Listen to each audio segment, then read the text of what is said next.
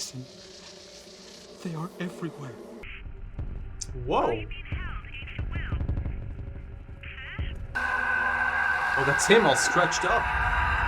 You could leave all that stuff here, you know. We do have literally acres of room. Oh, no, it's all right. Danny's got a little bit territorial. The idea of me leaving so much as a toothbrush here.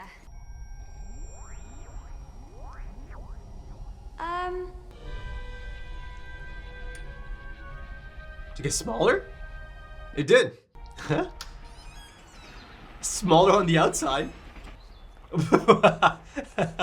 Oh man. Is it even smaller? Oh, that can't be good. And where are you? Exactly where I was. No, you're not. I'm Maybe here. look down. See. Yeah, don't step on it. Put it in your bag. Oh my god, that is so adorable. Yeah, it's kind of cute.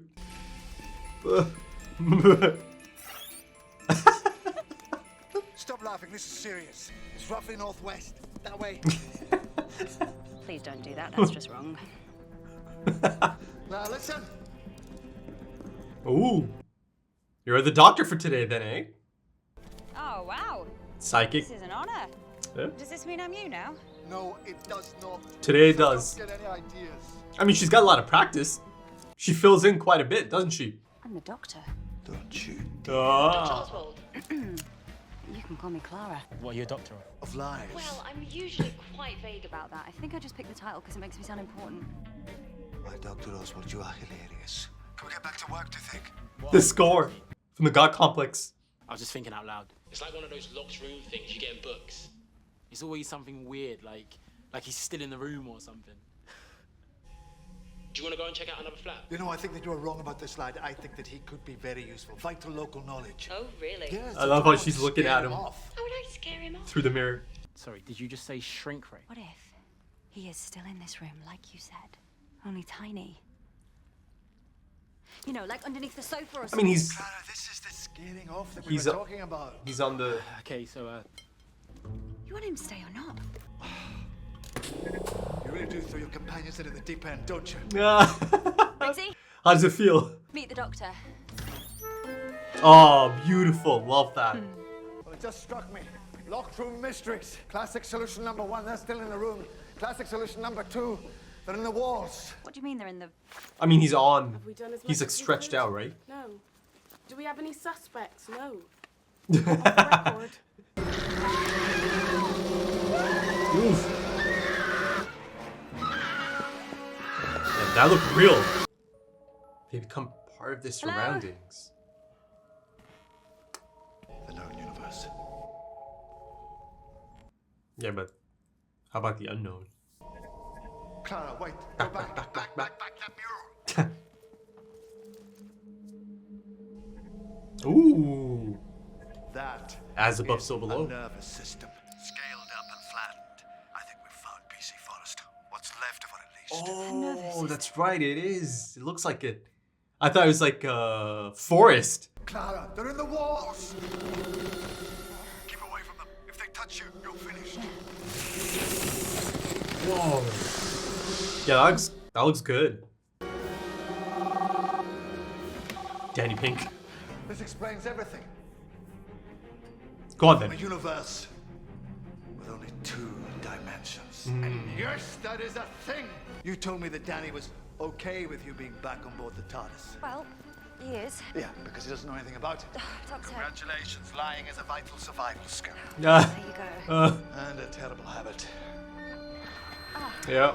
He knows all about it. it's a memorial. Council didn't approve it. It's graffiti. Stan? That's them. No, Clara. Oh, wow. 2D, eh? What is this?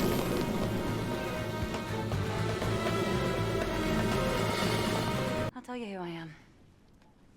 I am the one chance you've got of staying alive. Hmm. That's who I am. Well done. Yeah. I just hope I can keep them all alive. Welcome to my world. So what's next, Dr. Clara? Lie to them. What? Lie to them. Give them hope. Tell them they're all going to be fine. Isn't that what you would do? Ella, manner of speaking. It's true that people with hope tend to run faster, whereas people who think they're doomed. Dawdle. End up dead. Clara, be careful. Whoa. Whoa. Wow. Wow. That was great. Give me a minute. Oh, great. Love that. Crane shot. Oh. See what I called it? 2D is. 2Dius. Tudis. It's called the Tudis. Dude. I don't even bother. We'll give it a go then. Wow. Yeah, they can get through. Run. Whoa. Man. No, I mean you. Move the TARDIS like Adam's family. Get your hand out there.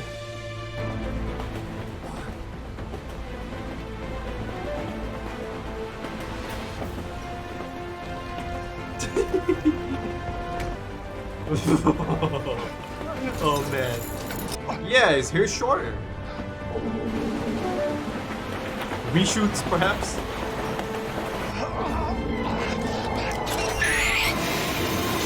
There's no other way down, right? Hey, I'm talking to you. Man, shut up. Oh, wow. Yeah, that's proper creepy. Yeah, train's going pretty fast, right?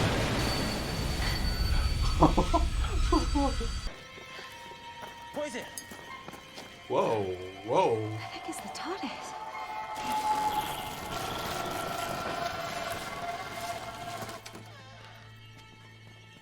That's a really unique creature design, isn't it? What would you do now?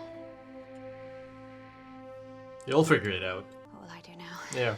You're a good stand-in Okay. as the doctor. Okay. Ooh, I love the symbols. Gallifreyan symbols. Right? You're gonna get us killed.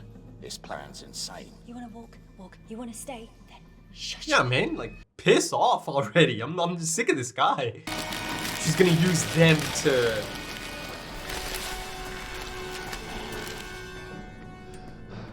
Oh, I love the dim lighting. Yes. And you made a mighty fine doctor. Ah. So this is going to save us? Pumping energy into the wall? No, Into the TARDIS. not into the wall. Through the wall.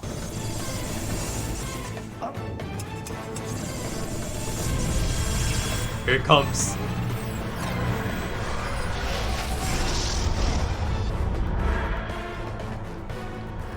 Let's go. And I don't know whether you are here to invade, infiltrate, or just replace us. I don't suppose it really matters now. You are monsters! That is the role you seem determined to play, so it seems that I must play mine. Remember this. You are not welcome here. This plane is protected. I am the Doctor, and I name you the Boneless!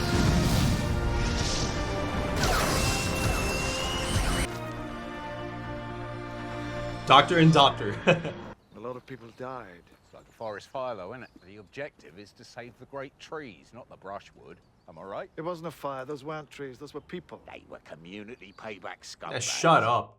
Yes, a lot of people died, and maybe the wrong people survived. Yeah. But we saved the world, right? We did. You did. You did, yeah. Okay, so on balance. Balance. Yeah, that's how you think, isn't it? Largely so other people don't have to. Yeah, well, how was you today? How was the doctor? And apparently, I was quite good at it. You heard that, did you? Yeah, but the power was going off, so I suppose you were delirious. You didn't know what you were saying. Yes. Go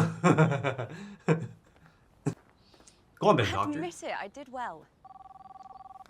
Is that PE? Just say it. Why can't you just say it? This is more important to Why her can't at the you just moment. say, I did good. Talk to Soldier Boy. Not him. I was the doctor and I was good. You were an exceptional doctor, Clara. Thank you. Goodness had nothing to do with it. Yeah. Oh, not the glow. Ah, hello. Clara. My Clara. My Clara. I have chosen well.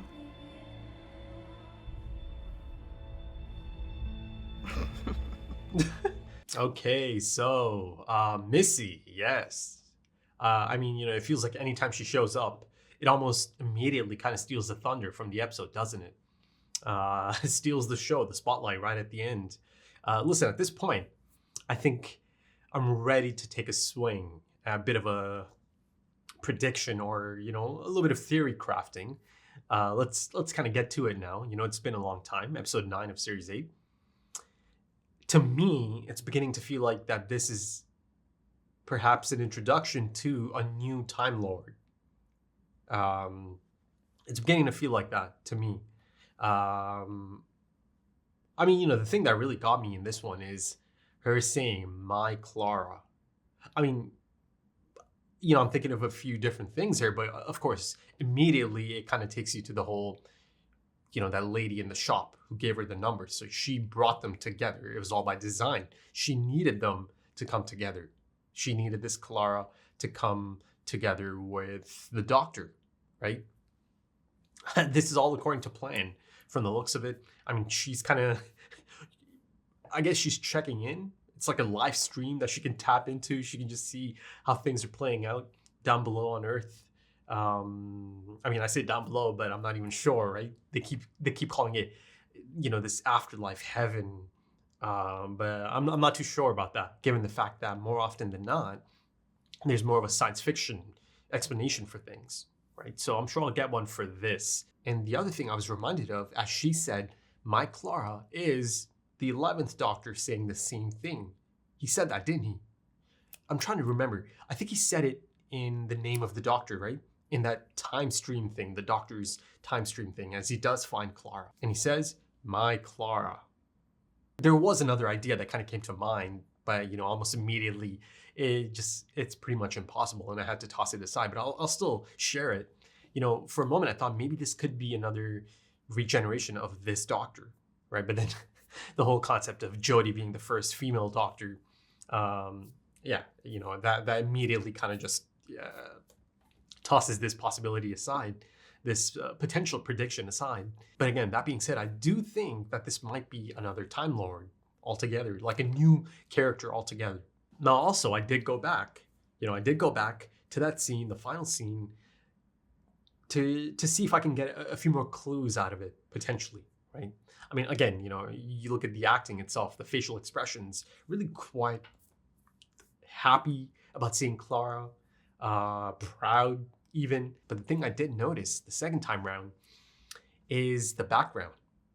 Now, maybe this is just me, but to me, it kind of looked like the old school TARDIS interior from the special, An Adventure in Space and Time. It was looking a little bit similar to that era, almost, that type of interior.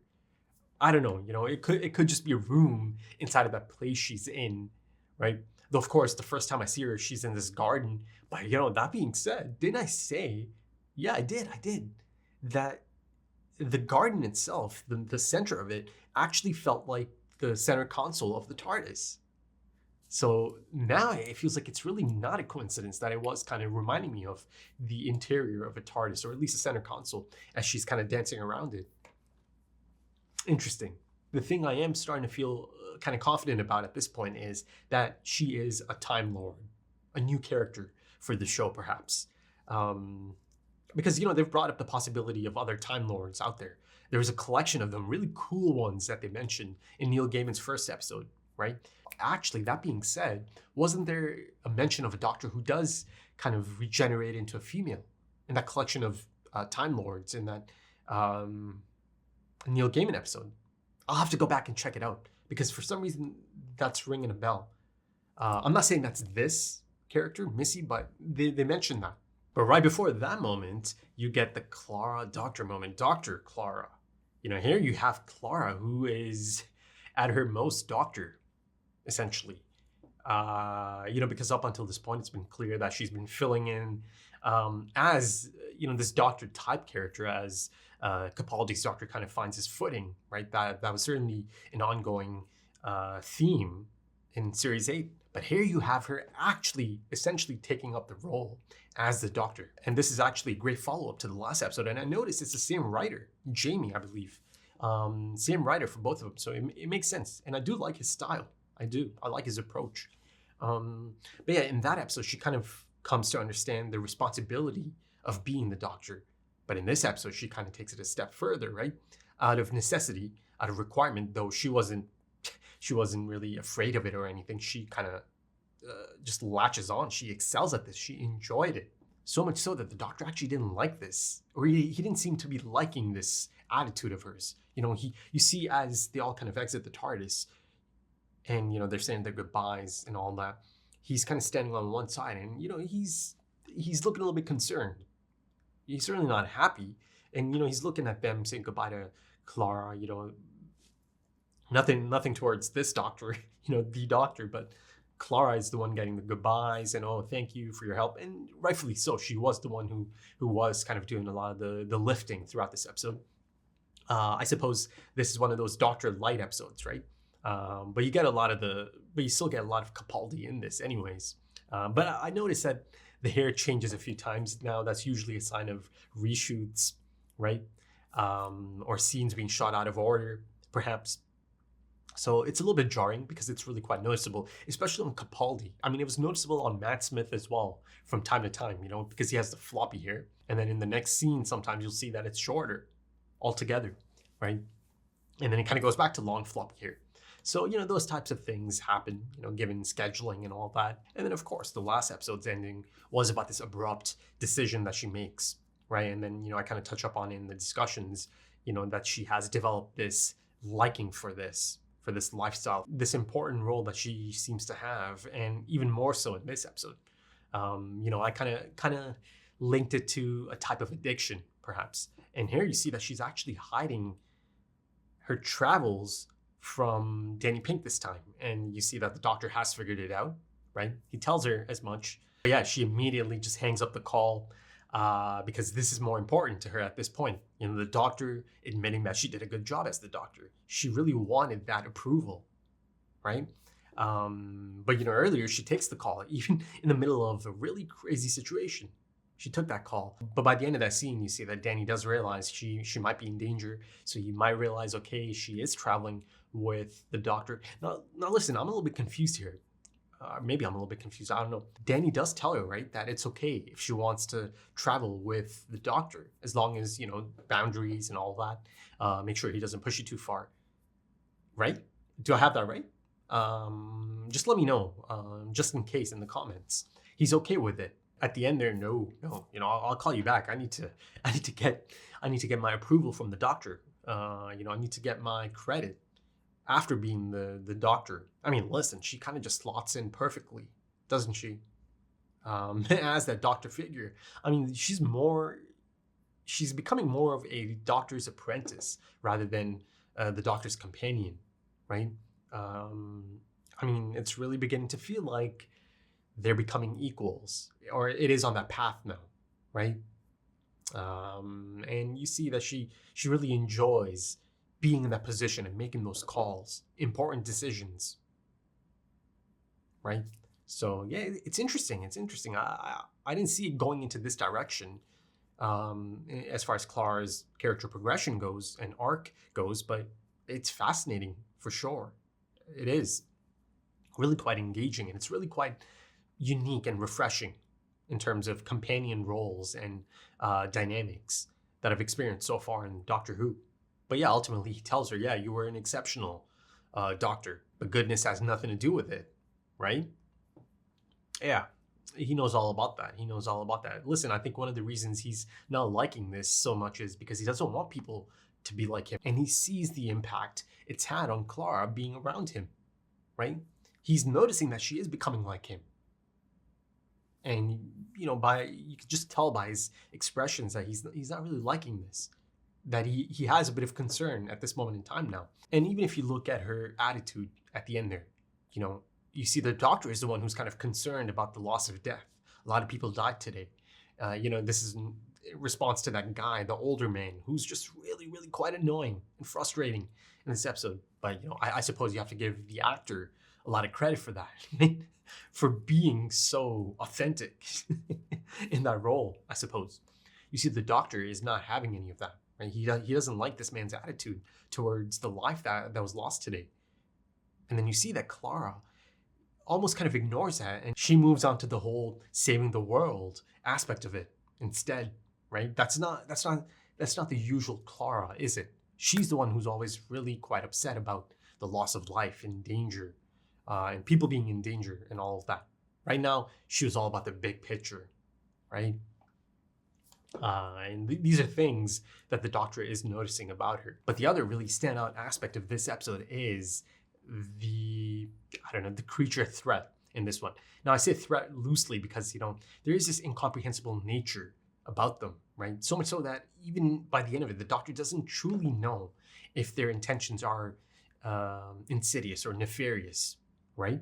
But the thing is, he had to make that choice at one point, given their actions, right? Because regardless of their perspective, and I'm speaking of these creatures, from this perspective, the Doctor's perspective, and the people that are around him, and Earth and humans, their actions are the types of actions that the Doctor usually steps in and stops, right? I'm the one who stops the monsters. I mean, that monologue, that speech is just beautiful. Capaldi just really flexing in that one.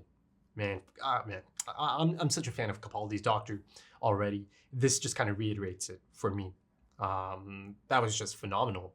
That delivery, the conviction. I'm sure, this actually might be a turning point for many. Because first of all, I'm sure there's many of you out there that are in a similar boat as me, and you didn't need much time to kind of latch on to Capaldi's Doctor and start really appreciating it.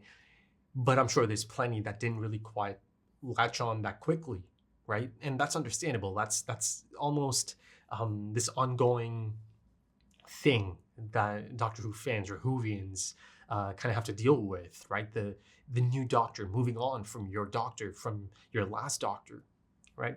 I've noticed that I don't really find it difficult to move on to the next Doctor. I'm sure you must have noticed that about me as well. It's interesting, isn't it? To me, it feels like the way I approach it is, okay, I know that's the end of it, right? That's the end of it. So I just kind of prepare myself, I suppose, for the next Doctor, because I don't see any reason to kind of just, sulk and be sad throughout these new episodes and the new Doctor and kind of miss out on that Doctor's performance and his journey, right? I think that's how I've been approaching it since the beginning. And of course, that doesn't mean I don't miss any of those actors, Eccleston and Tennant, and then of course, much more recently, Matt Smith. Of course, I miss them, but I do find that I can move on to the next Doctor once I know it's done, once I know a run is done. Because, for me, it's not like a live experience. I know this aired, there's a massive fan base, so I know that Capaldi is a successful Doctor. I know Matt Smith was a successful Doctor. Same goes for Tennant, right? So I suppose I'm in a position to be a bit more relaxed about the next Doctor coming in. And I've got to say, I really enjoyed the whole creature design for these two-dimensional beings that are then trying to enter a three-dimensional setting or plane. For those who know, Death Stranding, Hideo Kojima's new game, the latest game he did, I mean, it's not new anymore, but his latest, they actually reminded me of the BTs. If you know, you know. I mean, it's pretty niche, but I'm sure there's perhaps one or two of you that might know the reference. But that being said, this came before that. But, I like kind of making connections to other things. We got great animation and CGI on display throughout this episode. Maybe the one time it kind of slips a bit is that big, large hand that grabs the mustache guy, the train conductor. But other than that, I love the creature design. And, their incomprehensible nature really makes them really that much more creepy, right? You kind of start thinking about creatures from Midnight, right? I say the creature, but there's just not enough there to even know the nature of it, right? So that made it so creepy. You think of that thing or that child under the blankets, the red blanket, and listen, right? So creepy, so creepy. Because the unknown is creepy. It always is. I thought the whole concept of the shrinking TARDIS is a lot of fun. It made for a lot of really fantastic visual imagery as well. You see Capaldi's doctor peeking out of the TARDIS door. His eyes and eyebrows really kind of taking over that frame. Within the door frame, I suppose. Also, I think there is some fantastic atmospheric direction in this episode, and I'll be going back to check the director's name and see if some of the other episodes they might have done kind of add up, or if they've done other episodes, right? Could be a first timer for all I know. But yeah, I'll have to go IMDb it after this because I really enjoyed the direction of this for sure. The supporting cast is not anything special other than maybe the Doctor's companion, Clara, Dr. Clara's companion, right? Riggsy was it? Yeah, I liked him. Great young actor. I think him and Jenna Coleman actually had some good chemistry on screen. And also, I think I saw one of my favorite shots in all of Doctor Who, the crane shot, really utilizing this TARDIS interior. Takes you from the top, brings you through from the center console and that platform down below to his bench, his workbench. That was spectacular. I just really love that. I just love those kind of things. I'm a bit of a geek about cinematography. So that kind of thing just really, really makes me happy, But yeah, I think that should do it for this one, folks. If you enjoyed that, consider dropping a like, consider dropping some comments, give me your thoughts. If you are interested in early access to the next few episodes right now, or perhaps even timer-based full length, consider checking out the Patreon page. And if you're interested, the links are in the description and the pinned comment. Also links to social media, things like Instagram and Twitter, if that's your thing. Okay. Thank you so much for joining me, folks. And thank you for your time, because time is precious. It really is. And I do hope to see you again soon for the next episode. There's only 3 left. Kind of crazy. But until then, take it easy.